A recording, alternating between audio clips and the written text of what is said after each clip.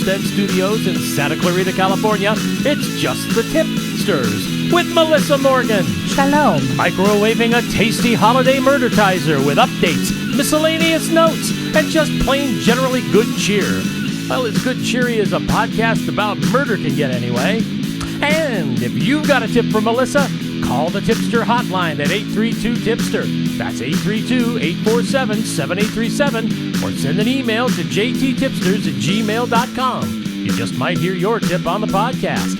And now here's your host, reminding all of us that travel-sized bottles of luminol make great stocking stuffers, Melissa Morgan. More cowbell.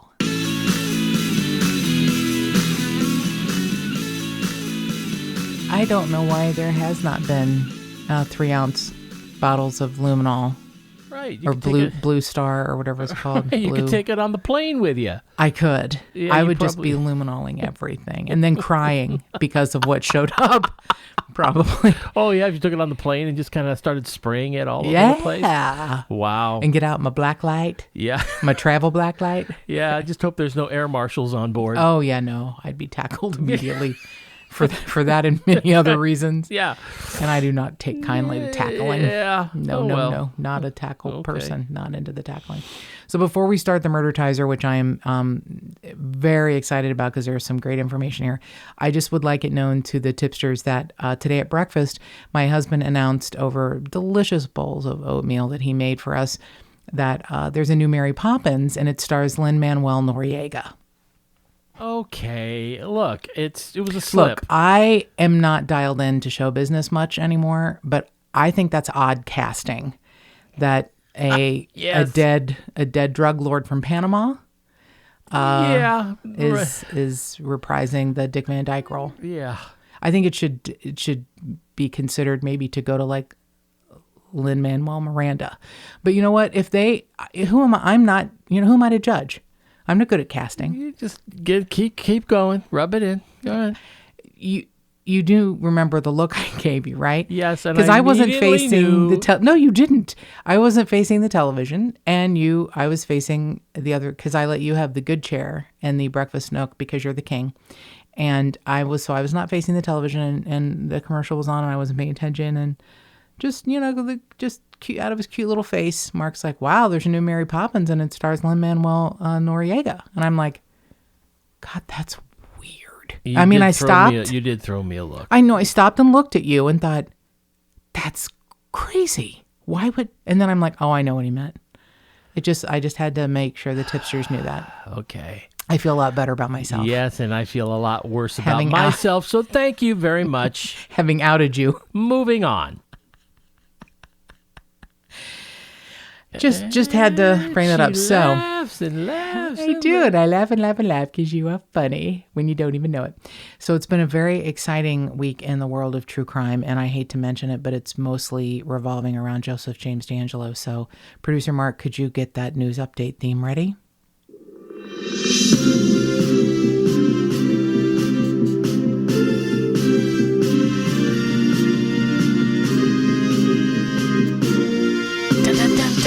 That's how you know something exciting's going to happen. Yes. When we play that news theme.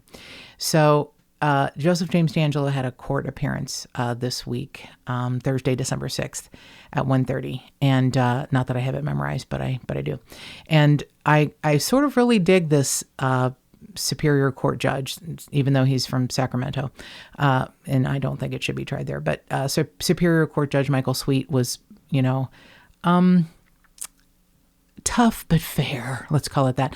And he probably has his hands tied most of the time, but this was a ridiculous court appearance in my mind, except I understand sort of how the judicial system works. So this was a court appearance to see if he could afford to pay for his, legal team. So even though he has a house, at least one, that's, I guess, still in his name in Citrus Heights, he has motorcycles and boats and cars, numerous of those. The judge did say that he would be, at this moment, considered indigent and not able to pay for his legal team. Judge Sweet cited that it's going to take an extraordinary amount of money to litigate all of the charges in this case as he's flipping through page after page after page of all the charges. And he said, inmate DeAngelo isn't going to have sufficient means or ability. Well, I guess we can disagree about that, because I think they should just take everything he owns and sell it for the highest price, and then to like crazy people who collect shit like that, and then just start like auctioning off organs. I think they should just take out. Well, he's old. He doesn't need 2 kidneys. Fuck him. Doesn't his daughter live there or something? I mean, there's probably. I don't think so anymore. Oh, really? I don't think any. I think the house has been pretty much abandoned since he was arrested. Yeah, it's kind of hard to think. I wonder if it's going to remain standing, or if somebody's just going to tear it down or something. I wonder. Those are all great questions. They, with in the past with serial killers, they demolish the homes. It's like, you understand completely why they would demolish John Wayne Gacy's home, because he buried many people in his basement, and that was demolished. But, I never quite got why they demolished Dennis Rader, the BTK serial killer, why they demolished his home in Kansas. Well, I know he didn't do any of the crimes there, but it's the bad juju, man. Which is really odd, considering the world we live in that's so very clinical and analytical. Does anyone really think, like, we need to burn it to the ground and pour salt on the earth and nothing will ever grow there again? I mean, I don't... Yes. That just seems...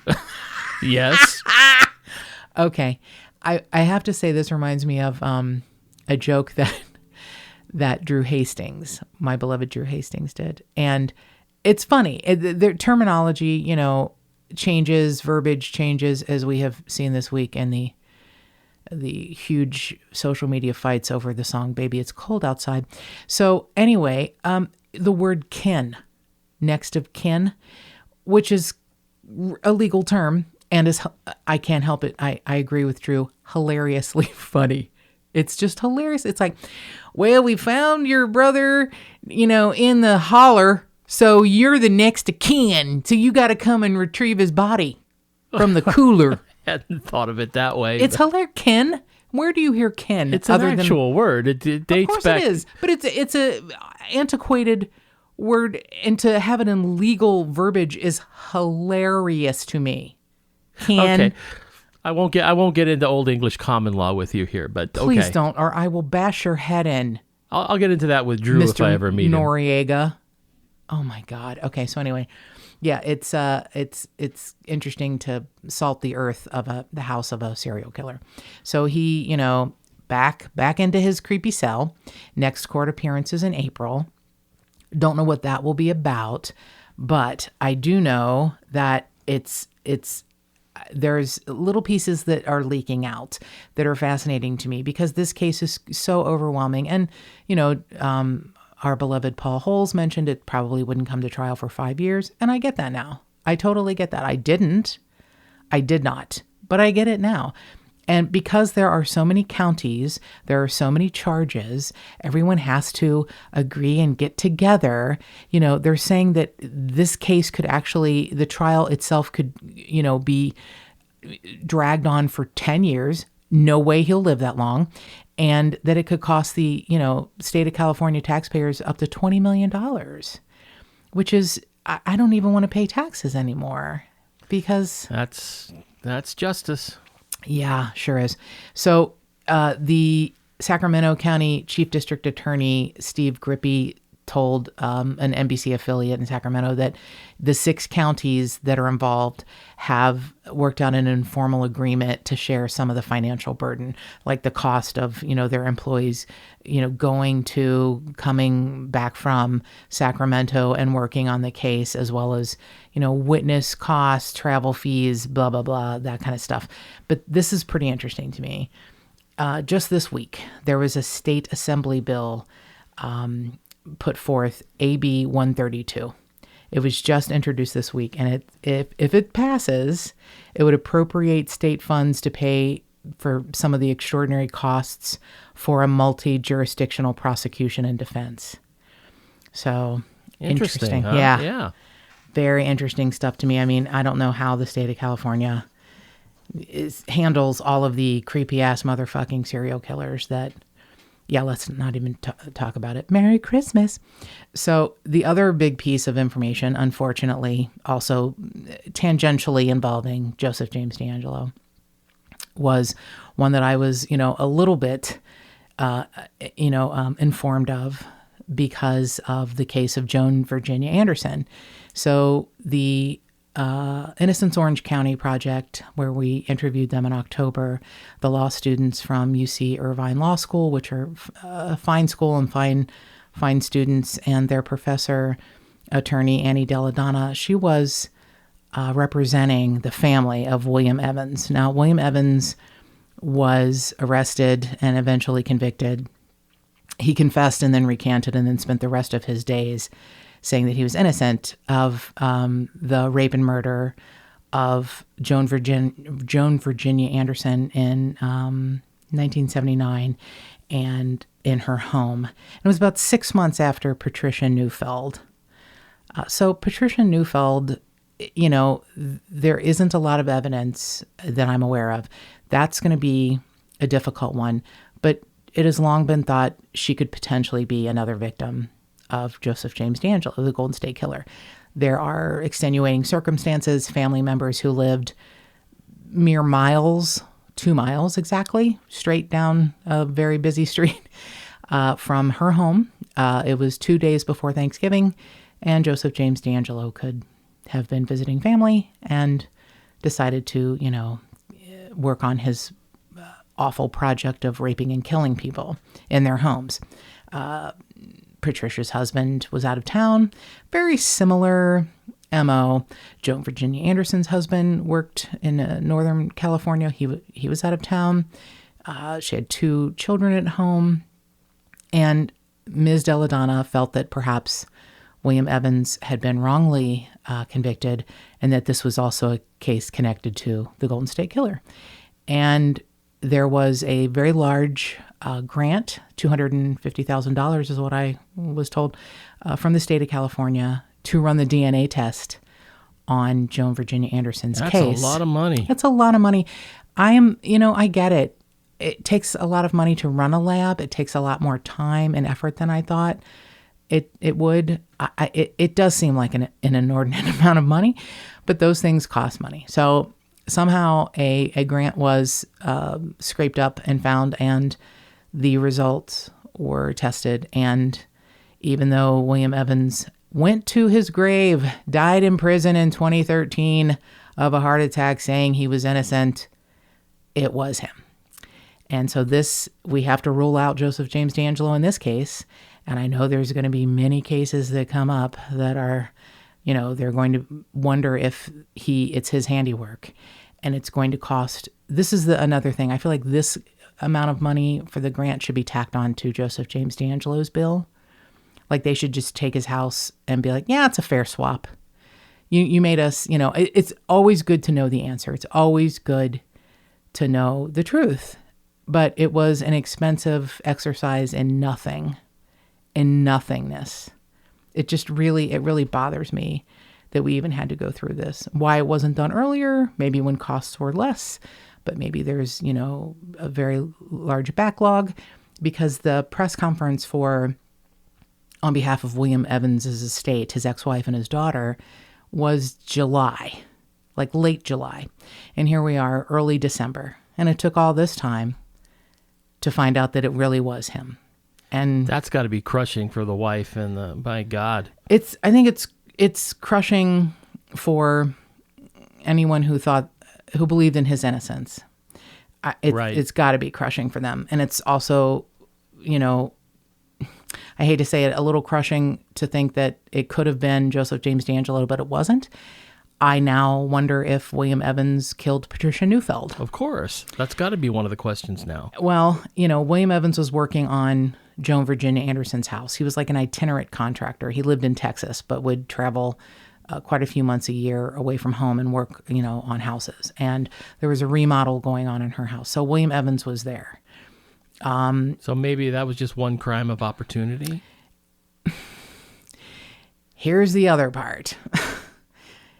Yes and no.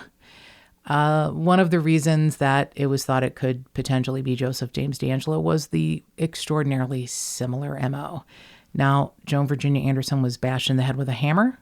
I don't know if it was brought to the crime scene with William Evans, but we typically know Joseph James DeAngelo only brought ligatures. He would use a weapon of opportunity at the home, not bring a weapon unless it was a gun. And then he realized that wasn't a good idea after Claude Snelling and stealing that from Pat Mono. So the other thing that happened in Joan Virginia Anderson's house is that William Evans stayed there a very long time, and he cooked and ate, very much like Joseph James DeAngelo did. Now, in my mind, Joseph James DeAngelo was always heard rattling pots and pans. A lot of that can be, he was bringing dishes or things to stack on someone's back to use as an alarm. He would eat, but I don't know how much he cooked. He would eat a lot at their homes. He would, ravage their refrigerator. He would do odd things like, take a bite out of a giant chunk of cheese, so there were teeth marks. Or eat the leftover turkey, right? The leftover turkey, exactly. And then leave the carcass on the back patio on his way out. He would steal a jar of cherries and leave them on the porch of a neighbor, but steal them from one of the houses he had, ransacked or, victimized.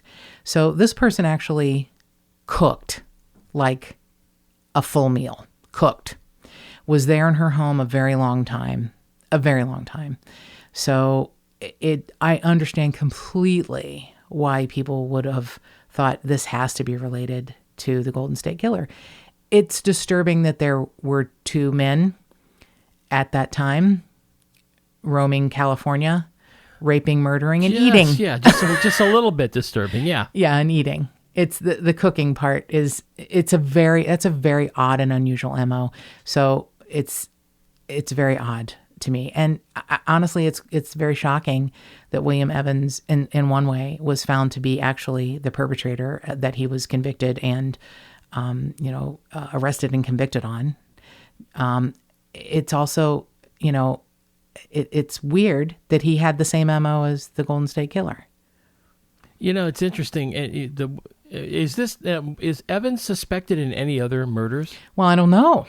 See, what's interesting about it is that, he had the news about the Golden State Killer, whatever he was called at the time, in 1979 was known. He was already known to have been rattling dishes and cooking or eating food and all that, wasn't he by that time? No.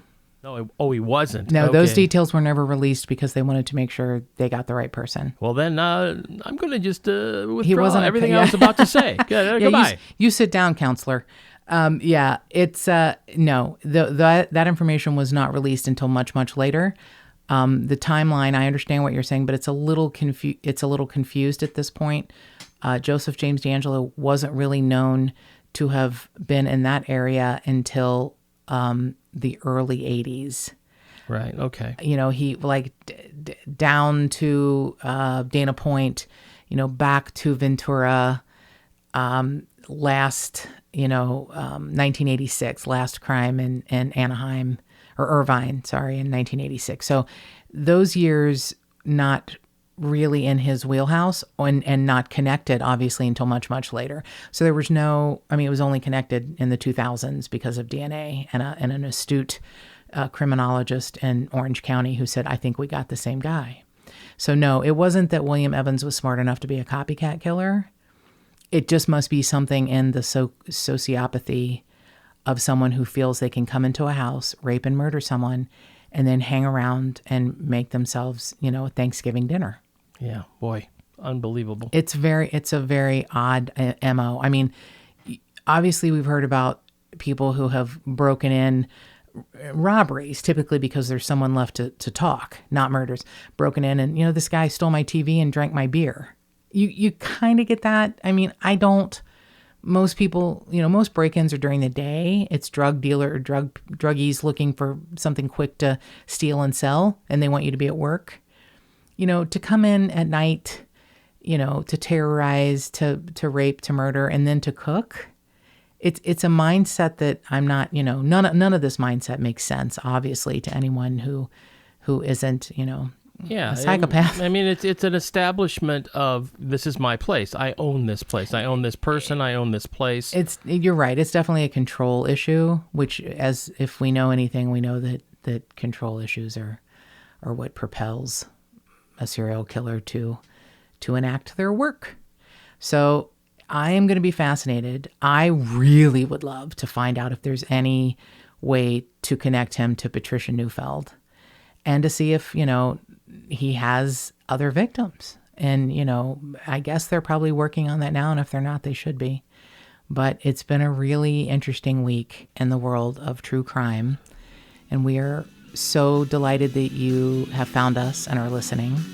If you have a tip, please call us at 832-TIPSTER, 832-847-7837. Go to Apple Podcasts, rate, review, subscribe. You can email us at jttipsters@gmail.com. Thank you for listening, and more cowbell.